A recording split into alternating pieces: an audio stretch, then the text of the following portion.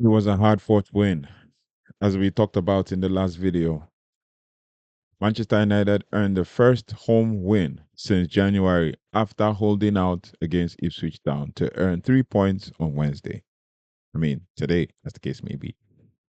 Thank you so much for liking, sharing, and subscribing. If you haven't already, please do like, share, subscribe, and hit the notification bell so you don't have to miss anything as it relates to Manchester United. Now, Harry Maguire secured the 10-man Manchester United first victory since January, edging Ipswich Town 3-2 at Old Trafford.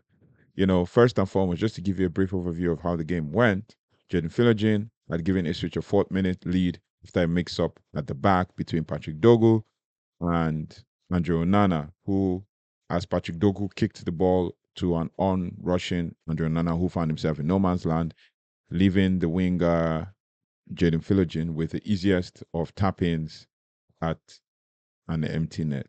However, United staged their first half comeback with 2 goals in 4 minutes, flipping the script. Sam Moses' own goal restored parity before Matthijs de Ligt rifled the rebound from Alex Palmer's double save for Maguire and Diogo Dalot, who, we had a game where it was more of a situation where missed passes were going on, a lot of crazy stuff going on back and forth. But, you know, Diogo Dalot had a shot, and then eventually Matthijs de Ligt rifled the rebound from Alex Palmer's double save into the roof of the net to give us a 2-1 lead in the game. And then Patrick Dogu was shown a red card by the referee following a VR review of a late challenge on Omari Hutchinson in the 43rd minute, but before Jaden Philogene, sorry to get my words out, before Jaden Philogene secured a second goal as a teasing cross snuck past Andrew Onana to pull Ipswich level.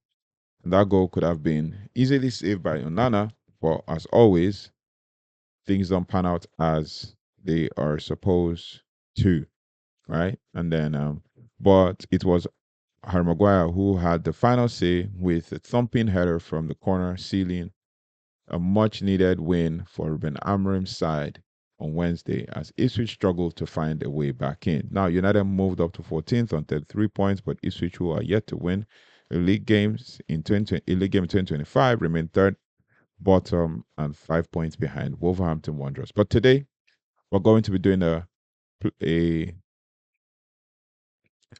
player ratings. First and foremost, United and ended the Old Trafford rot, right? And we've now won 110 Premier League matches after conceding. That's a very crazy start, man. 110 Premier League matches after conceding the first goal, and most of any side in the Premier League history. Wow. Now, we would have been fearing for the worst after conceding early, but we managed to win and turn things around in the Premier League at Old Trafford since mid-January. Now it's the 12th time since Amorim's first game in charge on November 24th that Man United have conceded the opening goal with no team doing more in that period. That is crazy. And Bruno Fernandes, who orchestrated the comeback against Everton on Saturday, played his part once more. In fact, since his debut in February 2020, only Mohamed Salah and Kevin De Bruyne have more Premier League assists than him, 48. And in the last 3 seasons, there have been 3 instances of a player scoring twice in the first half of a Premier League game at Old Trafford. None have been for United. Pascal Gross for Brighton in 2022, Luis Diaz for Liverpool in September 2024, and Philogene for Ipswich. Now, though he was unable to springboard them to a much needed result. Jaden Philogene is the third player to score for Manchester to score 2 goals or more at Old Trafford in ever. actually, ever. So we're going to go for the player ratings for the game. Player ratings for the game. Now, we're going to start with Andre Onana, who had a horrendous game and hasn't had so much to offer in the team. Didn't have so many saves to go in the game. So we're going to go Andre Onana 6.0. 6.0. I was going to go 6.5, but 6.0 for the mistake. Just for the mistake alone, 6.0. Everybody didn't cover themselves as much in glory, but yeah, 6.0. And we're gonna go with the center back. First and foremost, let's do some stats for Andre Onana before we go on to the next thing. For Andre Onana, I think it was a 6.0 game for him. Yeah, Andre Onana takes 6.0 from me for my ratings. And just give me 1 second. Let me sort the stats out here because I've got them all like mixed up now. So let's see. Okay, player ratings for the game. Yeah, player ratings for the game. We have Andre Onana 6.0. Had a game to forget. That's what I'll call it. A game to forget. Played the full 90 minutes. One save, 2 goals conceded. Just for the 2 goals conceded. 20% long balls or long pass accuracy. 35% accurate passes. 9 of 26. So you had a bad game. 29 touches in the game. You had a bad game. Okay, so Matthias de Ligt gets an 8.0 for me. Got the goal, tenacity in defense, controlled himself. And what makes me give him that 8.0 basically for Matthias de Ligt is the fact that there was this time where Liam Delap fought was badging at Manuel Ugarte, right? And then Joshua Xerxes jumped on Liam Delap. And then I think after that, I think after Joshua Xerxes jumped on Liam Delap, I think Matthias de Ligt just came and pushed Joshua Xerxes away for a bit to kind of tell him, you know what? He was pointing at his head, like, you know what, get your head straight. Don't lose your head in this situation. So yeah, Matthias de Ligt gets an 8.0. Harry Maguire for me gets an 8.5. Got the goal as well. 2 defenders getting the goal. He had a good game, was defending well, was leading from the front or from the back. He had 3 shots, and his shot was one of the headers that led to the goal that the league scored. And 70 touches overall, 4 touches in the opposition box, and he had 7 clearances, 3 block shots, and he won 8 duels. So that is Harry Maguire. And then we have Lenioro. He gets a 7.0 for me. Played well. Tried to add pace to the game from the back. Anytime he had the ball, it was always carrying and driving. And that's what Ruben Amorim wants. Player who can drive the ball. I mean, he's just 19. He played 89 minutes. And then he had 67 touches, 1 in the opposition box. Passes in the final third, he had 5. Clearances, he had 6. Tackles, 1. He had 100%. That's 1 of 1. Ground balls, 1, 2 of 3, 67%. So Lenioro gets a 7.0. Diogo Dalot gets a 7.0. He had a horrible start to the game. He could have easily just been a 6.5, but he gets a 7.0. Tried to create chance, tried to run, switch positions, and was now thriving more on the left than even on the right. On the right, he was struggling a lot. So Diogo Dalot gets a 7.0 for me. Manuel Ugarte, 7.5. Tenacity, intensity, control, dictating play, ball carrying, everything you need. Long passing, he was just doing everything. Hard work and all of that. And then Patrick Dogu, up until he was red carded, he was threading towards 5.5, doing well, creating the attack. He would have ended the game simply, easily on 8.0.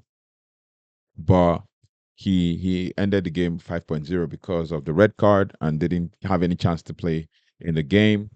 Then we have other players like Bruno Fernandes. Bruno Fernandes gets an 8.5 from me. Man of the match, performance, leading from the front, chances created. He created the most chances in the game. I'm thinking he even had the most touches.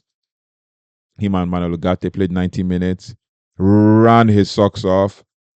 Chances created four, right? He created four chances, 77% accurate passes, 81 touches in the game, 50% accurate crosses, 4 of 8. Long ball 7 of 14, which is 50%. And the corners, he's played five, and two chances were created from that. Defensive actions 4, duels won 5, duels lost 2, 67% in ground duels 1, and 100% in aerial duels 1. Was fouled twice, and he committed one foul. So he had a good game overall. Like Bruno Fernandes, 8.5. And then the remaining players are Alejandro Garnacho, 6.5, up until he was subbed off at 45 minutes when Dogu got the red card. He was a sacrificial player. So 6.5. I hope he doesn't kick off, but because even with him off, we still won the game. So it was good. I wish it was Rasmus they subbed off, but it is what it is. And then Rasmus was subbed off at 6, 7 minutes. He had run his socks off and he has given his best. So he gets a 6.5 from me. Didn't do so much. He was trying to fight and win the ball, and he was trying to win fouls. And also, his defensive actions were great. Blocking corners, heading off corners. He should have had chances to score as well, but it is what it is. And then we have Joshua Zirkzee. Joshua Zirkzee gets a 7.5 from me. Good intensity, good drive, ball carrying. Doesn't have the pace, but was able to put in a lot of effort to try to create chances as well. Those threaded passes in between, he was doing his best. And then Nusa Mazarawi coming in at the 45th minute when Dogu was given a red card. He gets a 6.5 from me. Also running his socks off as well when Bruno was carrying that ball running down the flanks on the left hand side.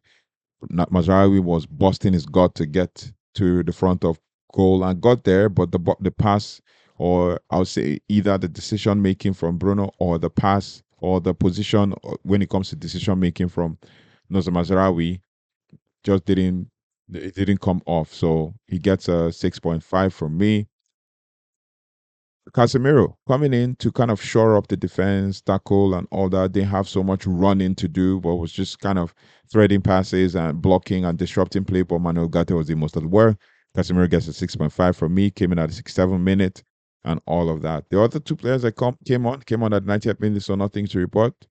Victor Lindelof, came in at 90th minute, and no rating for them. Christian Eriksen came in at 90th minute. So yeah.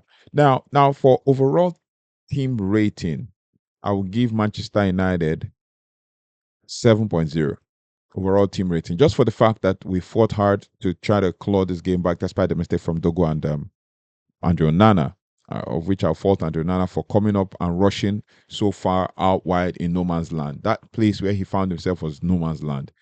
Dogo was literally just looking at the ball and basically out of instinct, expecting that Onana would just be in goal.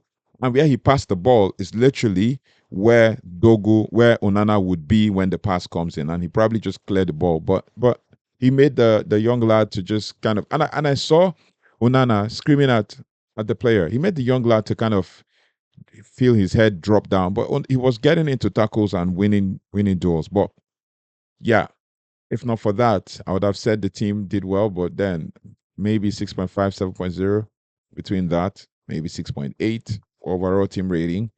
And then for manager rating, I'll give him a 6.8 as well.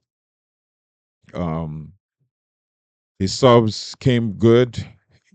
Try to keep the same foundation or formation. And the truth is, don't watch, if you're going to watch football, do not watch football with the commentary on, especially the English one, because in truth, yeah, you're gonna hear absolute wobble when it comes to like what they keep saying. Things like how negative the things are. When it comes to Ipswich, who have lost more games, they will say, "Oh, Ipswich are playing blah blah blah blah blah. They're doing this." But when it comes to Man United, oh, they're so disjointed. They're so this, and he's sticking to his formation. He doesn't want to change.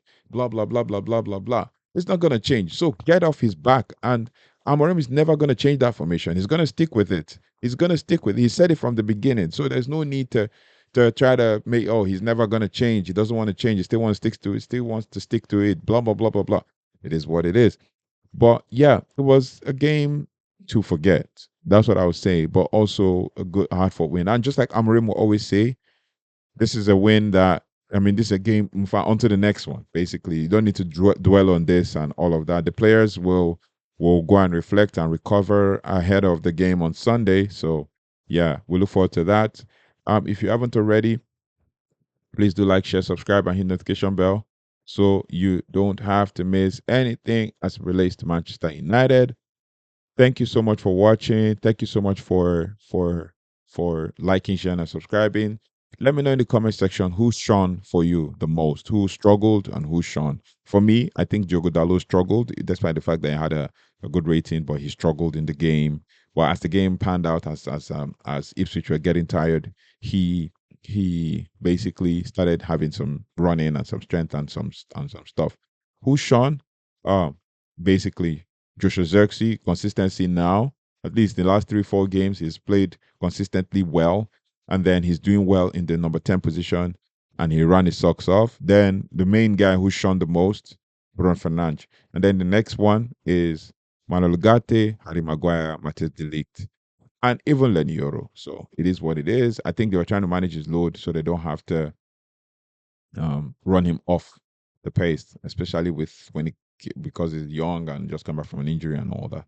So it was disappointing for Patrick Dogu. I mean, this was a game where he was already getting into his stride, and it was disappointing for him to kind of get a red card. So it is what it is. On to the next one more player down.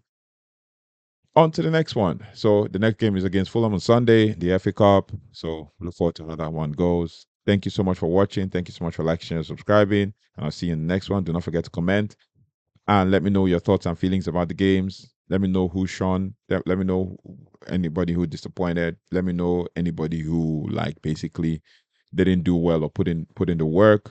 I mean, yeah. Thank you so much. Have a good one. Take care. Goodbye. And God bless.